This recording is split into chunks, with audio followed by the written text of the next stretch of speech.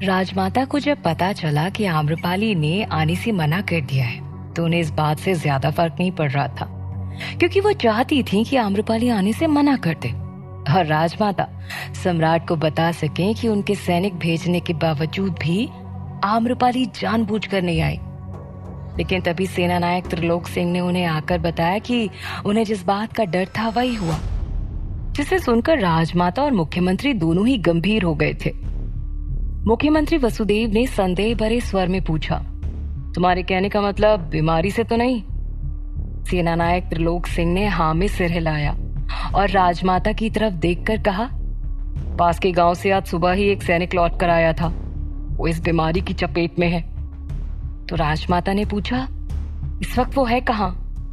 त्रिलोक सिंह कहने से थोड़ा हिचकिचा रहा था, उसे जवाब देने में थोड़ी देर हो रही थी, इसलिए राजमाता ने चिढ़ते हुए कहा, अब बोलोगे भी या बोलने के लिए किसी शुभ मुहूर्त की प्रतीक्षा कर रहे हो?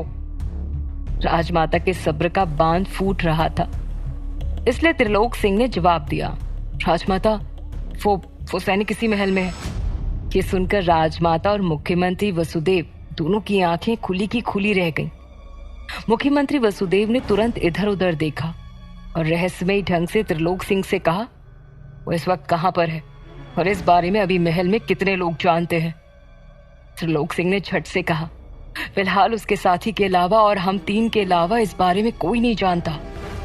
जैसे ही त्रिलोक सिंह ने बताया, राजमाता ने तुरंत फैसला लिया और कहा, उस सैनिक को तुरंत किसी ऐसी जगह लेकर जाइए जहां पर किसी दूसरे व्यक्ति पर वो बीमारी ना फैले, और ध्यान रहे ये बात हमारे अलावा किसी दूसरे व्यक्ति के पास ना जाए। उस सैनिक के साथी से भी बोल देना, यदि ये बात महल में फैल गई तो सब डर जाएंगे और ऐसा हम हरगिज नहीं चाहते। राजमाता की बात मान त्रिलोक सिंह वहां से जाने लगा, लेकिन राजमाता ने एक बार फिर उसे रोकते हुए कहा, और हाँ, वो सैनिक महल में किस किस से मिला है और कहाँ कहाँ गया है, ये पूरी जानकारी निकाल कर लोगों को जांच के लिए राजवैद्य के पास ले जाओ। त्रिलोक सिंह वहां से चला गया। इसके जाते ही राजमाता ने मुख्यमंत्री वसुदेव से पूछा, इस बीमारी की वजह और उसके उपचार के बारे में कुछ उपाय सामने आया?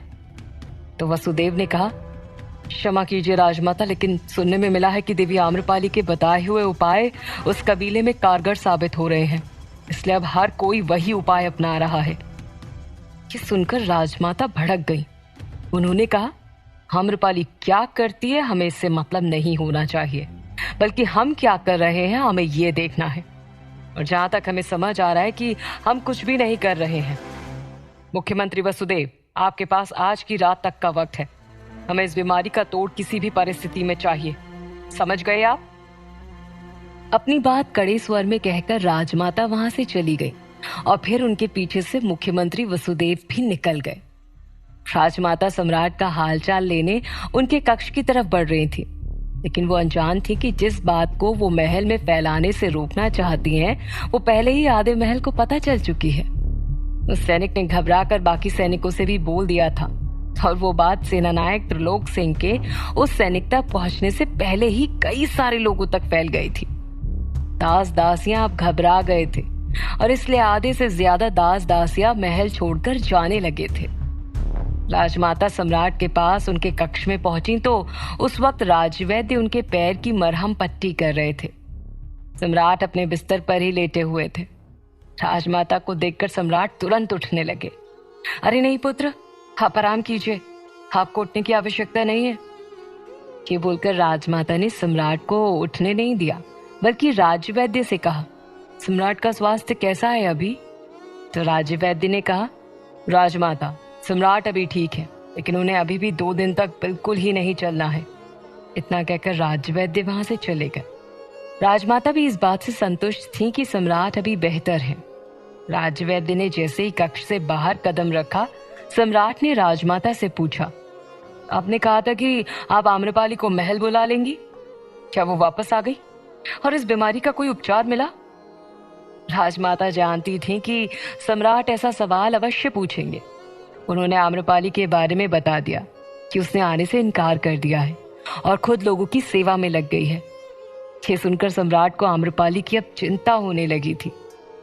इससे पहले वो कुछ बोल पाते, राजमाता ने कहा, जिस वक्त उसे अपने प्राणों की चिंता करनी चाहिए उस वक्त वो लोगों की चिंता कर रही है।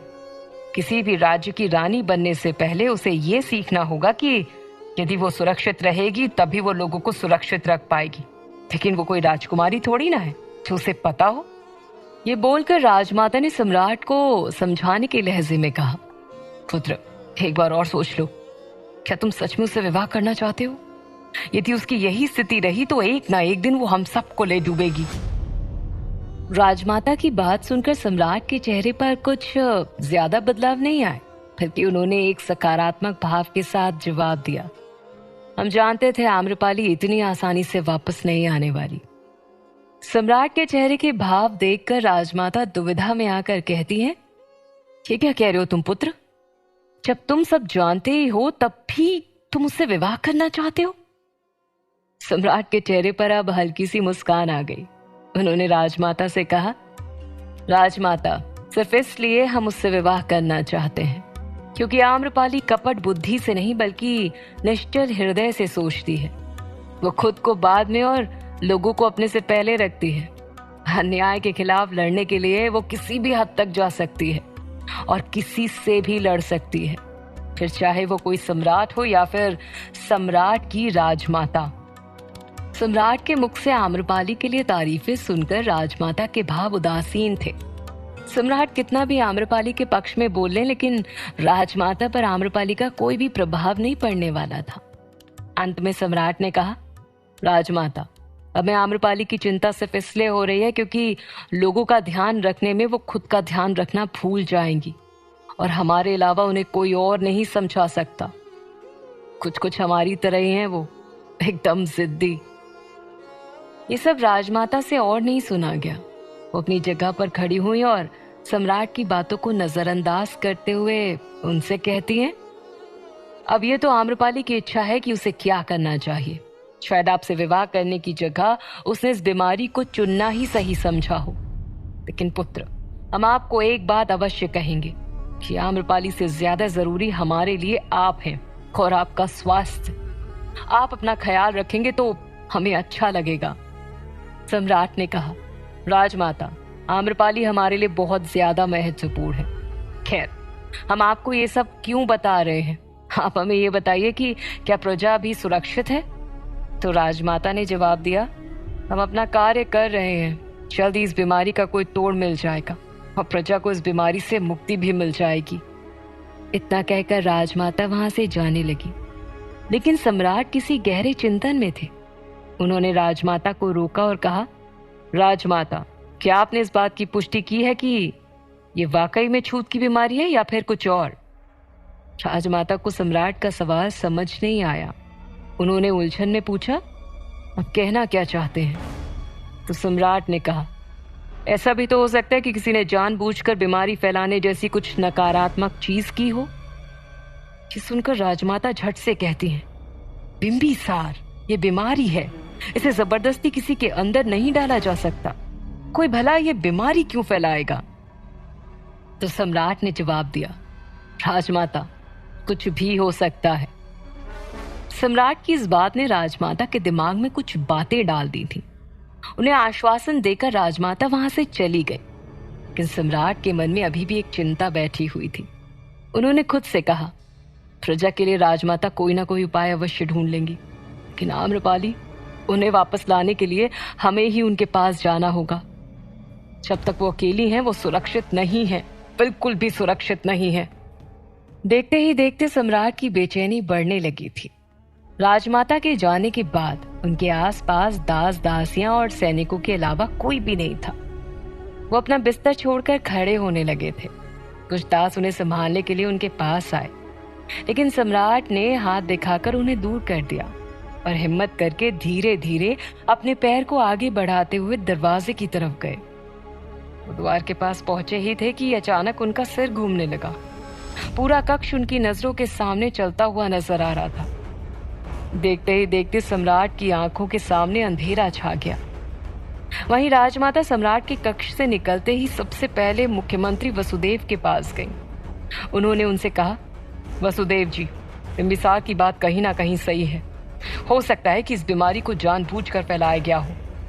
इसलिए हम चाहते हैं कि आप अपने गुप्तचर से कहें कि वो मगध की सीमा में चारों तरफ फैल जाए और जो भी संदिग्ध मिले उसे तुरंत महल आकर सूचित करें।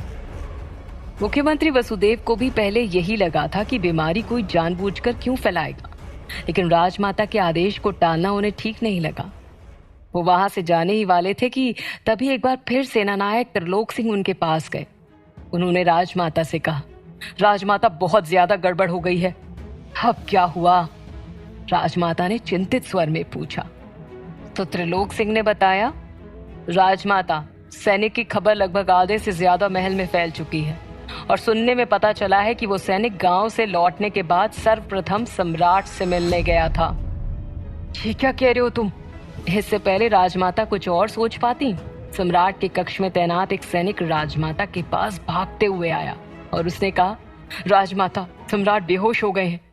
ये सुनकर तो जैसे राजमाता के प्राण उनके गले में आकर अटक गए। वो भागते हुए सम्राट के पास गई। एक तरफ सम्राट का स्वास्थ्य बिगड़ रहा था तो दूसरी तरफ कबीले में लोगों का स्वास्थ्य अब धीरे धीरे ठीक हो रहा था। पूरे कबीले में आम्रपाली के प्रति सम्मान बढ़ता जा रहा था, लेकिन आम्रपाली बिना रुके लोगों की सेवा में लगी हुई थी। सोम तरकीब ढूंढ रहा था कि लोगों के ठीक होने के बाद वो कैसे आम्रपाली को सम्राट से दूर करेगा। तो वहीं राजकुमारी आम्रपाली के साथ ही उसकी सहायता कर रही थी, लेकिन आम्रपाली के अलावा कोई भी बीमार लोगों के पास नहीं जाता था। कबीले की स्थिति लगभग काबू में थी। आम्रपाली अपनी सेवा से मुक्त होकर भोजन ग्रहण करने के लिए जा रही थी। तभी चलते चलते एक व्यक्ति अचानक उसके पैरों पर आकर गिरा। आम्रपाली उसे देखकर घबरा गई थी। तब उस व्यक्ति ने रोते हुए कहा, कृपा कीजिए देवी आम्रपाली, कृपा कीजिए। व्यक्ति पूरी तरह से चादर से ढका हुआ था।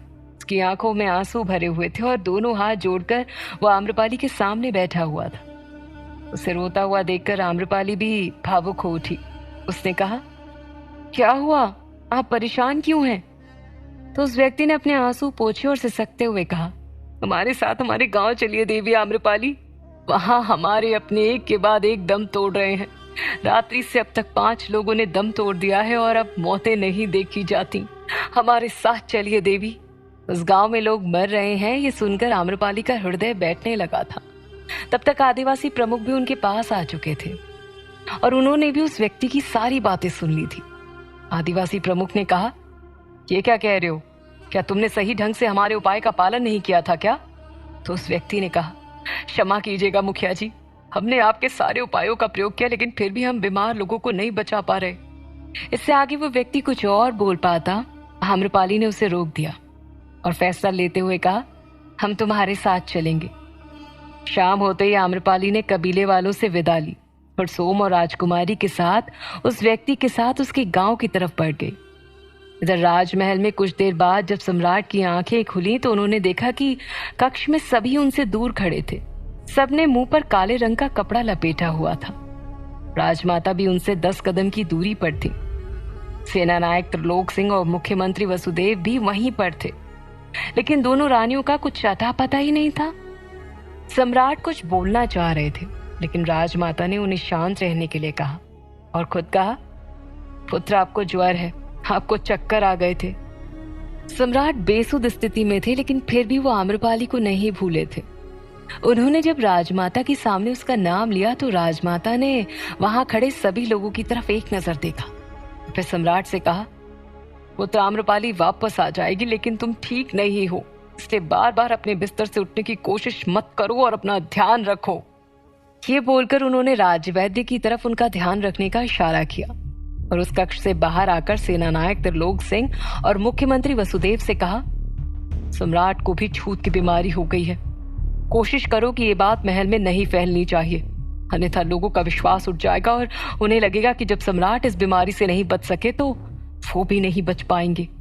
अपनी बात कहकर राजमाता भले ही वहां से चली गई थी, लेकिन उनके जाते ही सम्राट के कक्ष में सभी दास दासियां और राजवैद्य भी घबराने लगे थे। सभी को अपने प्राणों की चिंता सताने लगी थी। एक दास ने चुपके से अपने बगल में खड़े दूसरे दास के कान में कहा, बंधु, अब हमसे ये सब और नहीं हो पाएगा। सम्राट की सेवा करके हम अपने प्राण दांव पर नहीं लगा सकते। हमारे छोटे छोटे बच्चे हैं, सम्राट को बीमारी हो चुकी है, उनका मरना तो तय है, लेकिन उनके साथ साथ हम क्यों अपने प्राण दें? सभी सी सोच के साथ एक एक करके सम्राट के कक्ष से बाहर चले गए। अब सम्राट पूरे कक्ष में अकेले थे और उनकी सेवा के लिए कोई भी वहां नहीं था। क्या सम्राट की बीमारी उनके लिए जानलेवा बन जाएगी?